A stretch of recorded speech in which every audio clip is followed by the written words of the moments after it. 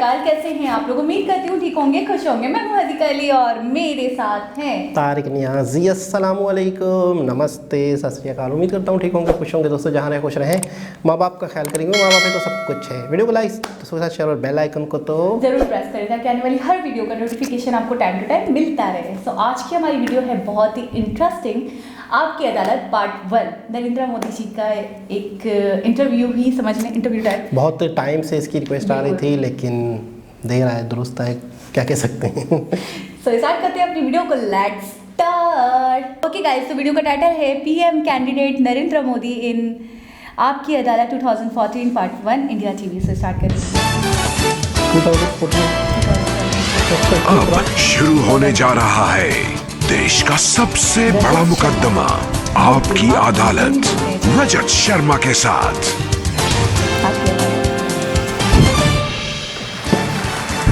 बहुत अच्छा कॉन्सेप्ट है। नमस्कार, आपकी अदालत में आपका स्वागत है। आपकी अदालत में आज पेश करेंगे एक ऐसी शख्सियत को जो आजकल देश के हर बड़े नेता के निशाने पर है। सोनिया गांधी, राहुल गांधी, शरद पवार, मुलायम सिंह यादव, आप जिस भी नेता का नाम ले लीजिए, उनके निशाने पर ये एक ही नेता है। और वो नेता आज होंगे आपके निशाने पर देश की जनता के निशाने। समझ, बड़ी मजेदार video. Please welcome Bharatiya Janata party के प्रधानमंत्री पद के उम्मीदवार, गुजरात के मुख्यमंत्री नरेंद्र मोदी। मतलब आज जो हम 2022 में वीडियो देख रहे हैं तो हम सोचेंगे कि उस टाइम पे क्या सोच थी, उस टाइम पे क्या हालात, मजा आएगा। इस टाइम पर भी देखो लोग दीवाने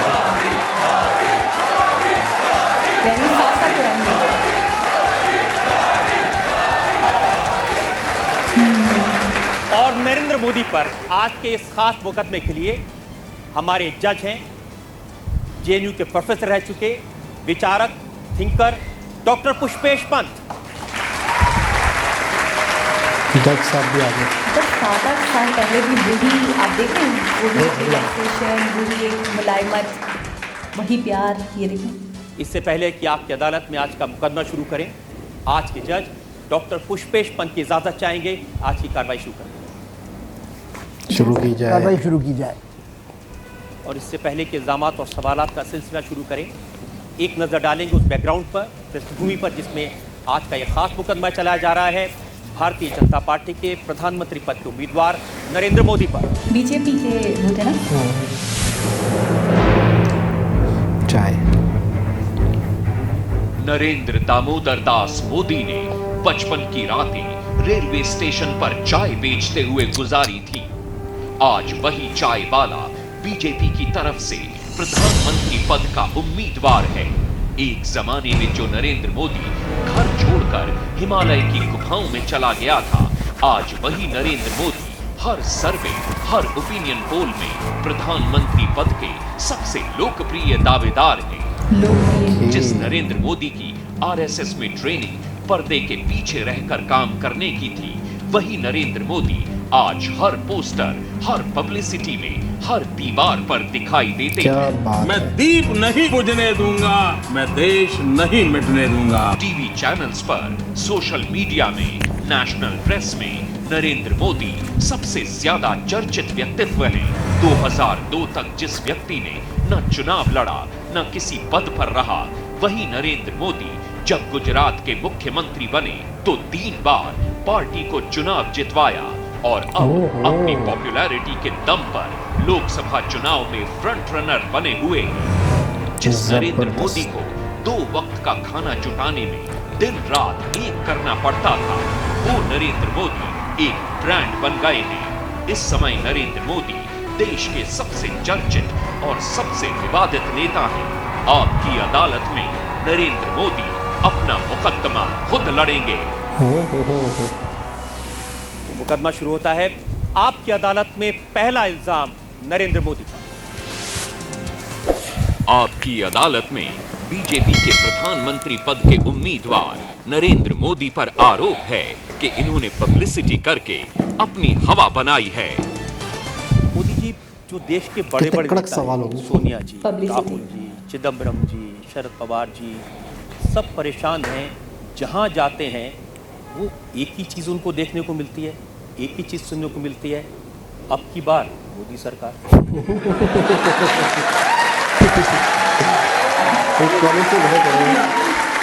हर हर मोदी, घर घर मोदी। अगर ऐसे शब्दों से किसी को चिंता होती है तो शायद वो छोटेपन की निशानी, बड़ेपन की निशानी नहीं।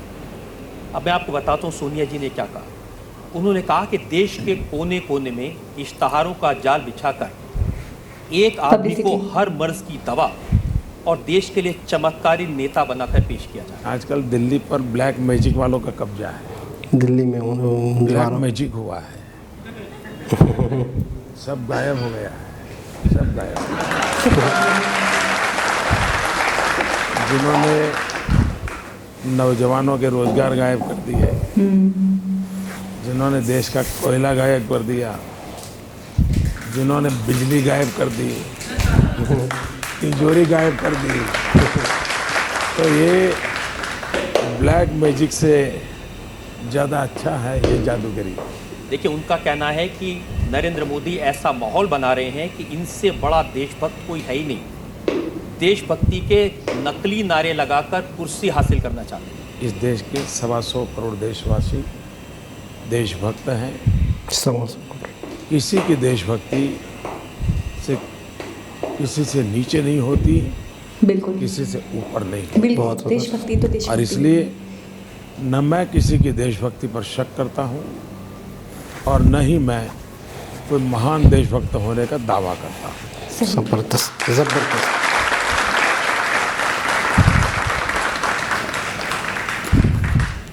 राहुल गांधी का कहना है कि बीजेपी कहती है देश को एक चौकीदार चाहिए। मैं कहता हूँ देश को करोड़ों चौकीदार चाहिए। एक चौकीदार से क्या होगा? अच्छा है कि मेरे भाषण वो ध्यान से सुनते हैं।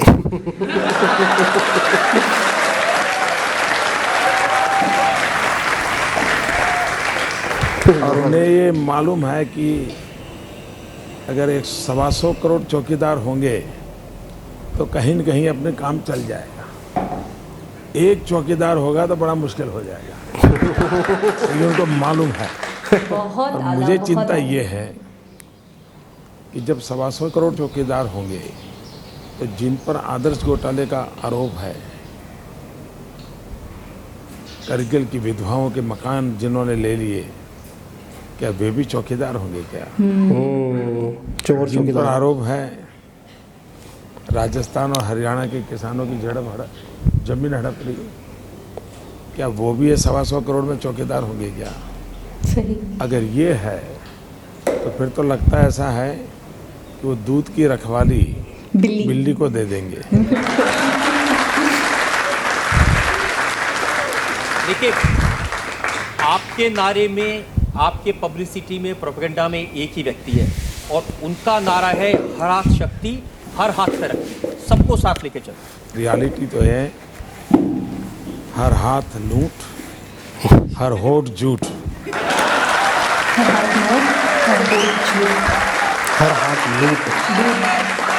लूटेंगे करप्शन। जैसे यहाँ लोग मोदी मोदी कर रहे हैं हर जगह। अब नीतीश जी का मैंने भाषण सुन रहा था, वो कह रहे थे ये सब प्रचार है।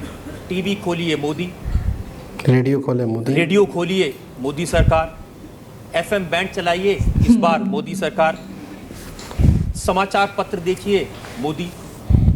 वो कह रहे हैं कि ये मोदी ने अपनी हवा क्रिएट कर दी है, कोई लहर नहीं है। ये सिर्फ अपने आप ही कहते हैं, कोई नहीं कहता। एक तो मैं खुद कभी कहता नहीं हूँ। भाई आप लोग बोल रहे थे कि मैं बोल रहा था। मोदी तो वही बोल रहे थे, तो बोल नहीं देते। आपको किसी ने सिखाया है? आपको किसी ने बताया है? आप अपनी मर्जी से बोल रहे हो? आपको लगता है देश अपनी मर्जी से बोल रहा है? तो इसमें न मेरी सुनिए, न नीतीश कुमार की सुनिए, जनता की सुन लीजिए।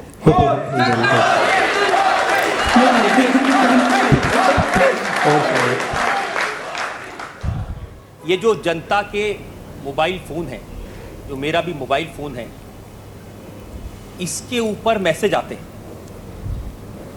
और मैसेज क्या आते हैं ये मैं आपको सुनाता हूँ। कैसे हवा बनती है। मैसेज आया, ट्विंकल ट्विंकल लिटिल स्टार, अब की बार मोदी सरकार।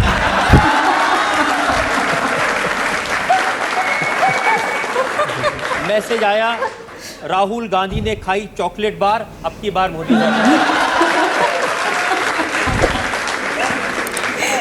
फिर मैसेज आया, पराठों के साथ अचार खाओ अचार, अब की बार मोदी सरकार। और फिर किसने कहा, दिल का भंवर करे पुकार, अब की बार मोदी सरकार। और फिर पॉलिटिकल भेजा किसी ने, सोनिया जी ने मनमोहन जी से कहा, अब तो अपना मौन तोड़ दो सरदार। मनमोहन जी बोल पड़े, अब की बार मोदी सरकार। और एक अभी थोड़ी देर पहले मैसेज आया है, भाइयों मत मारो चांटा बार बार, मैं भी कहता हूं।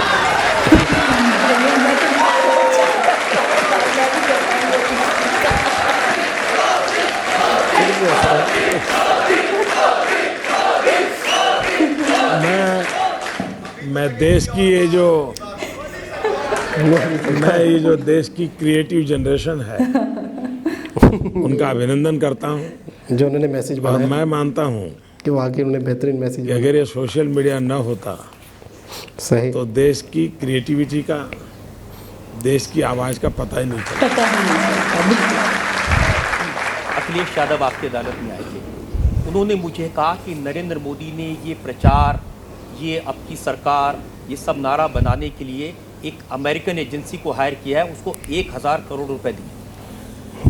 एक तो ऐसा कुछ किया नहीं है, न ही ऐसी कोई कंपनी रखी है, सही, और न मैं ऐसी किसी कंपनी को मिला हूँ। अब ये झूठ कई दिनों से चल रहा है। अच्छा हुआ आपने मुझे सवाल पूछ लिया ताकि मुझे सच अच्छा कहने का मैं मौका मिल इसका गया। प्रूफ दे सकता हूँ। अगर सचमुच में 1000 करोड़ रुपए की कंपनी रखी होती तो शायद एक कंपनी वाली बात भी अखबार में नहीं छपती, क्योंकि उसकी इतनी तो ताकत होती ना कि क्या छपवाना क्या नहीं छपवाना। इसका मतलब ये मैं आपको कांग्रेस पार्टी के बड़े नेता आनंद शर्मा, कॉमर्स मिनिस्टर हैं, उन्होंने प्रेस कॉन्फ्रेंस की। उन्होंने कहा कि भारतीय जनता पार्टी और नरेंद्र मोदी की पब्लिसिटी पर 10,000 करोड़ रुपए खर्च किए गए। पहला काम आनंद शर्मा जी ने ये करना चाहिए, इलेक्शन कमीशन को चिट्ठी लिखनी चाहिए। दूसरा, उन्होंने एनफोर्समेंट डिपार्टमेंट होता है भारत सरकार को, उसको लिखना चाहिए कि ये 10,000 करोड़ आए कहाँ से, किसके पास आए, उसकी जांच करो। बिल्कुल। कम से कम बाकी सब कामों में उनकी सरकार विफल गई है, न उनको कुछ करने का सूझता भी नहीं है। मैं उनको आइडिया देता हूँ कि कम से कम ये काम करो। उनकी अभी 30-40 दिन बाकी है, पूरी सरकारी मशीनरी लगा सही। दो और देश के सामने कच्चा चिट्ठा खोल के रख दो। और मैं आनंद शर्मा को निमंत्रण देता हूँ कि जितना हो सके उतना जल्दी करो। अच्छा, इलेक्शन कमीशन को आचार संहिता के कारण कोई रुकावट आती हो तो ऐसा कर सकते हैं।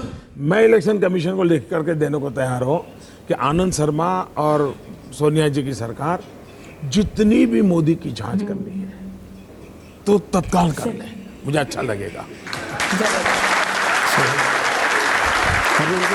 लेकिन राहुल गांधी कहते हैं कि मोदी जी ऐसे आदमी हैं, ये गंजों को कंगा बेच सकते हैं। मैं चाय बेचता था, कंगे तो मैंने बेचे नहीं हैं, लेकिन मैं ये कर सकता हूं, ये इन तक पहुंच गया, ये तो मेरी सफलता है। ये मेरी सफलता है। देखिए, ये तो सच है कि 2009 में, जिसका जिक्र राहुल गांधी अपनी पब्लिक मीटिंग्स पे करते हैं, एक गुब्बारा भरा था इंडिया शाइनिंग का, बहुत हवा भर के उड़ाया, वो फूट गया। वो कह रहे हैं कि अब ये 2014 में एक नया गुब्बारा लेके आए हैं और उसमें बहुत हवा भरी है, धड़ाधड़ धड़ाधड़, वो उसे कहते हैं हवा भरते हैं। और उनका कहना है कि जब चुनाव के नतीजे आएंगे तो ये गुब्बारा भी फूटेगा। 2002 में भी जब गुजरात का चुनाव था, कांग्रेस के मित्र यही कह रहे थे। 2007 में गुजरात का चुनाव हुआ, कांग्रेस के मित्र यही कहते थे। कांग्रेस के भाई 2012 में कांग्रेस गुजरात का चुनाव हुआ, कांग्रेस के मित्र यही कहते थे, और गुब्बारा उनका फूट गया, देश जानता है। तो पहली बार गुजरात में उन्होंने मेरे साथ फ्रेंडली मैच की है, और वो प्राइमरी मैच में बुरी तरह पिट गए हैं। अब वो फाइनल में आए हैं, मैदान में जनता तय कर लेगी। देखिए, सोनिया जी का कमेंट मैंने देखा, वो पब्लिक मीटिंग में कह रही थी, ये ऐसे दिखा रहे हैं कि अब तक देश में कुछ हुआ ही नहीं और नरेंद्र मोदी आकर रातों रात कुछ कर देंगे। बहुत कुछ किया है वैसे। 21वीं सदी का ये पहला दशक, 21वीं सदी का इतनी अच्छी अपॉर्चुनिटी थी देश को। अटल बिहारी वाजपेयी जी ने जहां छोड़ा था, पूरे विश्व को लगने लगा था कि अब हिंदुस्तान टेक ऑफ करेगा, 2000 के बाद से देश आगे बढ़ेगा।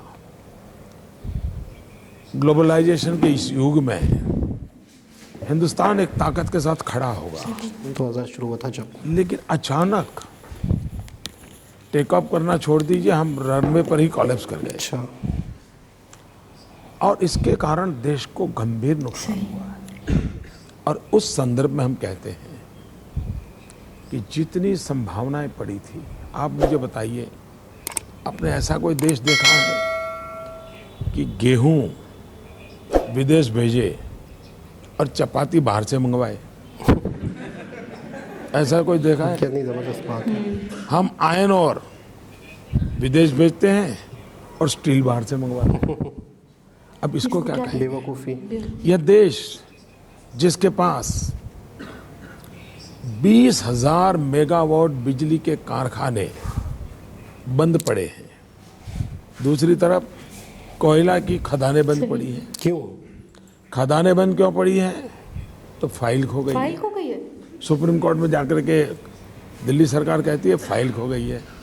अब मुझे लगता है उनके लिए फाइल खो गई है, देश के लिए लाइफ खो गई है। उनके लिए फाइल खो गई है। और इसके कारण अगर वो कोयला होता तो 20,000 मेगावाट बिजली के कारखाने चलते, बिजली मिलती तो छोटे मोटे उद्योग चलते, छोटे मोटे अगर उद्योग चलते तो नौजवानों को रोजगार मिलता, देश का जीडीपी आज जो गिर गया है वो नहीं गिरता।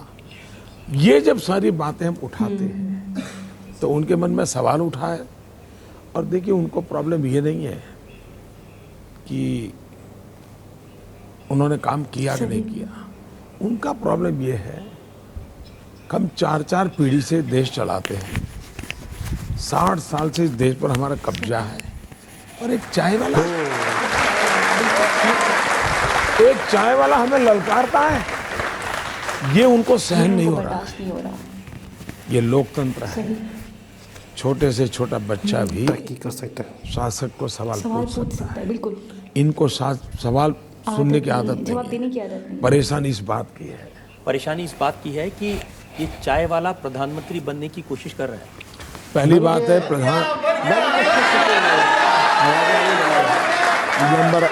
नंबर 1 मेरी जिंदगी का उसूल है, और मैं आज आपकी अदालत के माध्यम से उस बात को जरूर कहना चाहूँगा।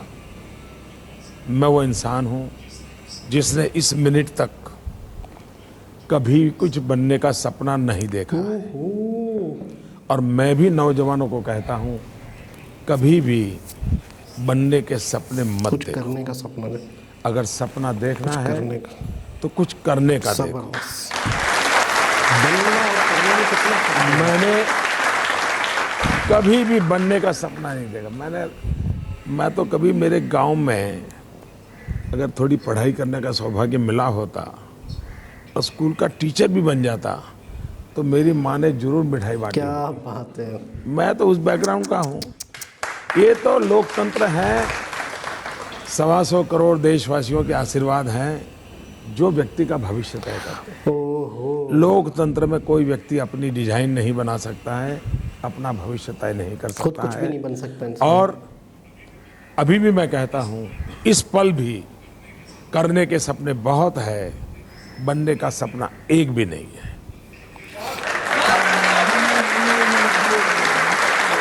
मैं आपकी इस बात से बिल्कुल सहमत हूँ कि देश की जनता तय करती है कौन प्रधानमंत्री बनेगा, कौन चुनाव में जीतेगा, और ये चुनाव के बाद जरूर तय भी हो जाएगा। लेकिन मेरे कौन पास जीतेगा? इल्जामात की बहुत लंबी फहरिस्त है। एक ब्रेक के बहुत लिए लंबी रुकेंगे और फहरिस्त है। ब्रेक के बाद आपकी अदालत ने नरेंद्र मोदी पर जनता के इल्जामात और सवाल किए हैं। आजम खान साहब जो आज का बयान है वो आपको बताता ब्रेक के हूं। बाद क्या होगा? उन्होंने कहा कि एक कुत्ते का बच्चा मोटर के पहिए के नीचे आ जाए तो गम जरूर होता है। कुत्ते के बच्चे के बड़े भाई नरेंद्र मोदी जी, हमें तुम्हारा गम नहीं चाहिए। Thank you very much. क्योंकि शायद वफादारी में कुत्ते से बढ़कर के कोई होता नहीं। ये सब बात है। जी जनाब। मतलब मैं एक चीज़ कभी नहीं भूलने वाली हूँ उनकी ये वाली बात कि हमेशा मतलब बचपन से हमारा एक गोल होता है कि हमें ये बनना है, हमें ये बनना है, हम इंजीनियर बनना चाहते हैं, हम डॉक्टर बनना चाहते हैं, हम एक्ट्रेस बनना चाहते हैं। कभी भी हमने ये नहीं सोचा कि हम क्या करना चाहते हैं, हम किसके लिए करना चाहते हैं, अपने मुल्क के लिए कुछ करना चाहते हैं, अपने आवाम के लिए कुछ करना चाहते हैं। कभी भी आपके दिल में, आपके दिमाग में ऐसा ख्याल आया छोटे में, बचपन में? हर शख्स के जहन में ये होता है, मैं ये बनूंगा, बिल्कुल। मैं ये बनूंगा। अच्छा, कोई आपसे पूछता भी है तो क्या पूछता है? What do you want to be? बिल्कुल। What do you want to be? I want to be an engineer. I want to be a doctor.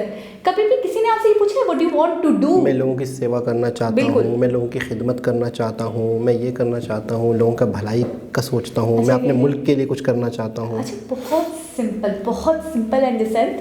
मतलब मुझे लगता है वो जो भी बोलते हैं, मुझे लगता है मैं 100% श्योर हूँ इस बात को लेकर कि वो कभी झूठ नहीं बोलते, क्योंकि उनका एक लफ्ज़ सच्चा लगता है। जैसे कि उन्होंने बताया कि हमारे गांव में मतलब पढ़ाई की सहूलत भी मुयसर नहीं थी। अगर होती और मैं थोड़ा पढ़ जाता और उसके बाद अगर मैं टीचर भी बन जाता किसी मकामी स्कूल में या छोटे से स्कूल का, तो मेरी माँ उस पर भी मिठाई बांटती। कमाल। यानी कि वो भी उनके नज़दीक बहुत बड़ी बात थी। और कहाँ किस्मत देखें, कहाँ अल्लाह का करना देखें या भगवान का करना देखें कि कहाँ उनको उनके लिए क्या रखा था, पूरे मुल्क के ऊपर मतलब वो प्राइम मिनिस्टर बने, पूरे मुल्क को वो चला रहे हैं। अच्छा, इतना बड़ा रुतबा, इतना बड़ा दर्जा था उनके लिए। अच्छा, एक बात और थोड़ी सी आपके जहन से निकल गई कि ये वीडियो 2014 की है। हाँ, जब चुनाव हो रहे थे, जब ये पीएम बने नहीं थे, और आज पीएम बने हुए 7 साल हो गए ने, 7-8 साल हो गए। ठीक है। और 7-8 साल के बाद अब इन्होंने, मेरा दिल कर रहा है कि मैं टाइम ट्रैवल करके 2014 में जाऊं, जो वो लोग वहाँ बैठे हुए, मैं भी वहाँ बैठूं और मैं कहूँ अस्सलाम वालेकुम, हाय गाइस, कैसे हैं आप लोग? मैं 2014 से आया हूँ, मैं कराची में रहता हूँ, आज इंडिया ने बहुत तरक्की कर ली है। वो हैरान हो जाए, कहाँ से आया? बोले 2022 से आया हूँ मैं टाइम ट्रैवल करके। तो पीएम मोदी जी 2022 में भी इंडिया के पीएम हैं, और इस वक्त जो है रशिया ने यूक्रेन पे कब्जा कर रहा है और इस वक्त जो है पाकिस्तान के ये हालात हैं, इंडिया के ये हालात हैं। यानी इंडिया ने आप ये कहना चाह रहे हैं इन शॉर्ट कि मैं टाइम ट्रेवल करके जाऊं और मैं 2014 में जाके बता दूं सबको कि मोदी जी बहुत करामत साबित होने वाले हैं। बिल्कुल हो चुके हैं। हाँ, आप लोगों के लिए अभी तो उनको नहीं पता ना, 2014 में तो कुछ पता नहीं था, तो आप पहले से बता देंगे कि बहुत तरक्की करेगा इंडिया, बहुत आगे बढ़ेगा इंडिया, क्योंकि मैं 2022 से आ रहा हूँ, मैं सब देख कर आ रहा हूँ। फिर एक मसला है मेरे लिए, फिर मुझे आपके पास वापस आने ना देते, फिर इधर ही रुक जाओ। आप रुक जाते क्योंकि मैं भी वहीं आती ना। अच्छा, फिर ठीक है। अच्छा, आपको सबसे ज़्यादा मतलब एक ऐसी बात जो आपको हमेशा याद रहने वाली है, वो क्या लगी? जैसे मैंने आपको बताया, मुझे टीचर वाली बात बहुत अच्छी लगी। बिल्कुल। अच्छा, सारी बातें ही इनकी बहुत ज़बरदस्त थी, और किसी बात, हाँ। अच्छा, मुझे एक बात मतलब है कि आज भी इनके अंदर वो नेचर है कि किसी अपोजिट जो पार्टी है, कोई भी लोग हैं, सख्त तरीके से बात नहीं करते, उनको टोन नहीं करते। अभी भी आपने नोट किया कि जब उनके हवाले से बातचीत हो रही है, राहुल गांधी के हवाले से, किसी और के हवाले से, तो कितने तरीके से मित्रों, मेरे दोस्तों को ये नहीं पता। अच्छा, मेरे दोस्तों ने अगर ये कहा मेरी बात पे, तो मुझे खुशी है कि उन्होंने, इसका मतलब है मेरी बात सुनी, जांच करवा ले। हाँ। अगर मैंने ऐसा कुछ करा है या कहा या इसके पीछे कोई कंपनी है या इसके पीछे मेरा इतना कंपनी पे आता हूँ मैं, एक हाँ। कंपनी पहले तो ये कि उन्होंने अगर मेरी बात सुनी है तो यही बड़ी बात है। वो इस बात पे हैरान है। कंगी वाली बात सुनी थी आपने कि मोदी जी गंजे को भी कंगी बेच दें। हाँ, तो तो कह रहे हैं कि ये बात अगर उन्हें पता है तो यही मैं ठीक है। अच्छा, कंपनी वाली बात है कि कंपनी की तरफ से प्रमोशन हो रही है और कंपनी हायर की है और वो हाईलाइट कर रही है सोशल मीडिया पे। तो मैं कहता हूँ कि अगर फॉरेन कंपनी कोई होती, कह रहे बाहर की कोई कंपनी है ना, तो मैं कहता हूँ कि वो कंपनी इस तरह के जुमले, हाँ, प्योर हिंदी वाले जुमले हैं तो मैं ये कह रहा हूँ कि ये अवामी जुमले थे, अवाम के दिल से निकले हुए थे, दिल से एक राय निकलती है। अच्छा, हमारे साइड पे भी हमने बहुत सुना है वो था, क्या नाम है, नवाज़ शरीफ को लेकर मैंने इस तरीके के मतलब मैसेजेस बहुत देखे हैं, नवाज़ शरीफ गंजा, मुर्गी का पंजा, इस तरीके के मतलब अजीब व गरीब, मतलब ऐसा लगता था बहुत बचकाना टाइप। जैसे इसमें अचार था तो इसी तरीके से अचार या दूसरी। अच्छा, इलेक्शन के जब दिन होते हैं ना, ये जो ये सब चीज़ें बहुत परवान चढ़ जाती हैं। ये इन दोनों की वीडियो लग रही है, तो उन दिनों में ना इस तरह के नारे और इस तरह की चीज़ें होती हैं, जलसे वगैरह होते हैं, दीवारों पे लिखे हुए होते हैं। लेकिन आजकल सोशल मीडिया का दौर है, तो इस तरह की सारी चीज़ें हम लिखी हुई या पोस्टर्स या जो भी हैं SMS वगैरह पहले बहुत सोशल मीडिया बहुत पे ज़्यादा इन देखते होते हैं। आपने देखा था ना कि इलेक्शन से पहले हमारे यहाँ इमरान खान ने इस्लामाबाद पूरा बंद करके रख दिया था। आपको पता है 2-2.5 महीने 3 महीने वो धरना चला था। अच्छा। इमरान खान का और ताहिर कादरी का इलेक्शन से पहले, जिसमें इमरान खान की बहुत ज़्यादा पॉपुलैरिटी हुई, लोगों ने गाने वहाँ गाए, बड़े हल्ले खुल्ले, बड़े मतलब एक फैशन, एक कल्चर, ऐसा लग रहा था कि ये हो क्या रहा है। अच्छा, उनके धरने में लोग इसलिए भी जाया करते थे कि मज़े आते थे, मतलब है ना, बहुत मज़े लिए आपने यानी। मैं नहीं क्यों ना, वीडियो में ही देखते रहते थे वहाँ पे मतलब लड़के और लड़कियाँ और मतलब कपल की तरह मतलब बैठे, म्यूज़िक चल रहा है, डांस चल रहा है, बहुत सारे, तो मतलब बनने का नया पाकिस्तान वो बिल्कुल मतलब न्यूयॉर्क वाला माहौल होता था। तो वहाँ पे ज़्यादातर लड़के जो भी मतलब अच्छा, चले जाया करते थे, बहुत अच्छी फैशनेबल लड़कियाँ, बड़े अच्छे यंग लोग, इससे तो कहते थे कि ये यंग लोगों की पार्टी है। हाँ, और यंग लोग सामने, यंगस्टर्स हैं ज़्यादातर इनकी पार्टी में, यंगस्टर्स तो एक, इसीलिए। हाँ, अच्छा, एक मैंने, मुझे आज तक वो दिन याद है कि किसी ने भी वीडियो में देखा होगा, लड़कियों न्यूज़ में चल रहा होगा क्लिप्स वगैरह, तो कोई लड़की पे किसी की वीडियो चली गई होगी कैमरा न्यूज़ वालों का, तो गूगल पे एक पट्टी लिखी हुई थी कि गूगल पे कुछ भी सर्च करो तो मिल जाता है। तो किसी ने लिखा हुआ था, इमरान खान के जलसे में आई हुई सफ़ेद कपड़ों वाली लड़की सर्च करना चाह रहा है, वो सफ़ेद कपड़ों वाली इमरान खान में जलसे में आई हुई लड़की चाहिए। अच्छा, तो गूगल पे सर्च करके उसको ढूंढ रहा है, जिससे सफ़ेद कपड़े पहने थे, सर पे लाल टोपी थी। तो एक फ़नी था कि मतलब अब वो लड़की तो जलसे में है, अब उसे मुझे किसी को चाहिए, वो गूगल पे सर्च कर रहा है उसको।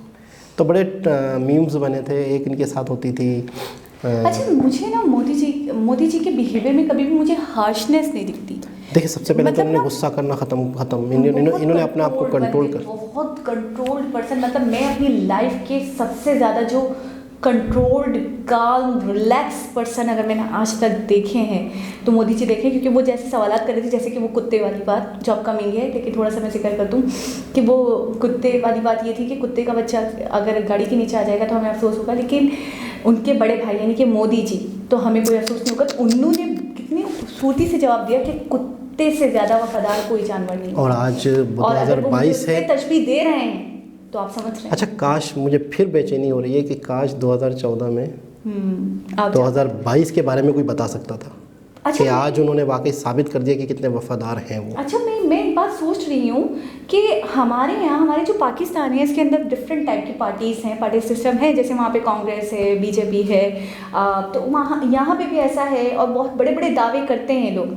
मैंने ये देखा, जब वो आने वाले थे तब उन्होंने कोई बहुत बड़े बड़े दावे नहीं किए, और जब वो आ गए पावर में, सत्ता में, तो उसके बाद उन्होंने इतना कुछ करके दिखा दिया कि जिसका एक्सपेक्टेशन था भी नहीं। बिल्कुल। फिर उन्होंने ये भी कहा कि 2000 का जो दशक था वो बहुत इंपॉर्टेंट था, वो बहुत ज़्यादा अहमियत का हामिल था, उसमें हम बहुत कुछ कर सकते थे, हमारी तरक्की के लिए बहुत यूज़फुल था, बहुत अच्छी अपॉर्चुनिटी थी इस 10 सालों में, इस 2000 के बाद के एरा में, लेकिन हम कुछ नहीं कर पाए, हमने कुछ नहीं किया, सिर्फ और सिर्फ बातें। और अच्छा, उन्होंने बातें नहीं करी, उन्होंने इम्प्लीमेंटेशन करके दिखाया। अच्छा, अभी PM नहीं बने थे, सीएम थे ना, लेकिन ये इन्होंने फ़ौरन कह दिया कि देखिए, हम गंदम तो भेज रहे हैं बाहर, रोटी बाहर से ख़रीद रहे हैं, हम, कितनी बड़ी बेवकूफ़ी है। हमारे यहाँ कोयला है, कोयले की कानें बन पड़ी हैं, बिजली नहीं है। तो अच्छा, यही सूरत हाल जो ना, ये सूरत हाल इस वक्त पाकिस्तान में मिसमैनेजमेंट है। यानी मिसाल के तौर पे कि हम एक चीज़ एक्सपोर्ट कर रहे हैं, वही चीज़ बन के इम्पोर्ट कर रहे हैं। हमारे यहाँ बिजली है नहीं, हमारे यहाँ लोहा बाहर जा रहा है, हम लोहे से बनी हुई चीज़ें खरीद रहे हैं अच्छा, बाहर से। हर मुद्दा उनकी नज़र में था। मैं ये कहती हूँ कि वाकई वो बनना नहीं, वो कुछ करना चाहते थे। हर मसाइल पे उनकी नज़र थी। जैसे कि वो उन्होंने एग्जांपल्स दे दी कि हर चीज़ के बारे में उनको नॉलेज थी, पता था। और जैसे ही वो बने पीएम तो उन्होंने 1 बाय 1 सबको सीधा करना शुरू कर दिया। इंफ्रास्ट्रक्चर पे, दूसरी चीज़ों पे, इंपोर्ट एक्सपोर्ट पे, ट्रेड पे, हर चीज़ पे, सर्विसेज पे। मतलब मेक इन इंडिया इन्होंने स्टार्ट किया। इससे पहले मेक इन इंडिया का कोई वजूद नहीं था। मेक इन चाइना जैसे था वैसे मेक इन इंडिया इन्होंने ही करा। तो मैं ये सोच रही हूँ कि सारे तो तरक्याती काम मोदी जी नहीं करे। और वाकई वो पीएम बनने में इतने इंटरेस्टेड नहीं थे जितना मुल्क को आगे ले जाने में इंटरेस्टेड थे, जितना मुल्क के लिए कुछ करने में इंटरेस्टेड थे। और बस उन्हें मौका मिला, उन्होंने करके दिखाया। आज 2022 में हम देख रहे हैं कि इंडिया का चेहरा ही उन्होंने बिल्कुल। अच्छा, वो ये कह तो रहे हैं कि इनको मसला ये नहीं है कि हम ये कर रहे हैं और हम ये नहीं कर रहे हैं। इनको मसला ये है कि एक चाय वाला, आप सोचे तो सही, वाकई एक चाय वाला हमारे सामने खड़ा कैसे हो सकता है? एक चाय वाला हमसे सवाल कैसे कर मतलब सकता है? ईगो, जाहिर सी बात है। वो ये सोच रहे हैं कि हम 80 सालों से 90 सालों से हुकूमत कर रहे हैं, दादाओं से जाहिर सी बात है। अच्छा, अभी भी इन्होंने घड़ी इस तरह पहनी हुई थी। हाँ, मैं भी यही नोटिस कर रही थी कि 8 साल पहले भी ये ऐसे ही लगाते हैं। क्या बात है, बहुत ज़बरदस्त, बहुत ही ज़बरदस्त। और मज़ीद इनका पार्ट 2 देखेंगे और मज़ीद उसमें क्या बातें होती हैं। ये जो सवाल किए जा रहे हैं उनके जवाब हैं, जिसके अंदर थोड़ी सी पॉलिटिशियन थी। यानी कि वैसे तो इनकी जितनी भी हमने वीडियोस देखी हैं इस दौर के हिसाब से, तो ये सियासत पे और दूसरों को टोन करने पे बात नहीं करते। ये पहली वीडियो ऐसी है जिसमें किसी अपोजिट पार्टी के हवाले से जिक्र हो रहा है, लेकिन वो जिक्र ये कर नहीं रहे, सवाल किया जा रहा है तो वो जवाब दें। उनसे कही, वरना आज तक हमने इस तरह की वीडियो कभी भी इनकी नहीं देखी कि किसी पार्टी के ऊपर उंगली उठा अच्छा, रैली में वो फाइल गुम हो गई है। फाइल नहीं गुम हो गई है, वो बिजली ही गुम हो गई है, समझे, आवाम के लिए। आवाम के लिए। तो नेक्स्ट पार्ट के साथ दोबारा हाजिर होंगे। जब तक के लिए अल्लाह हाफिज़।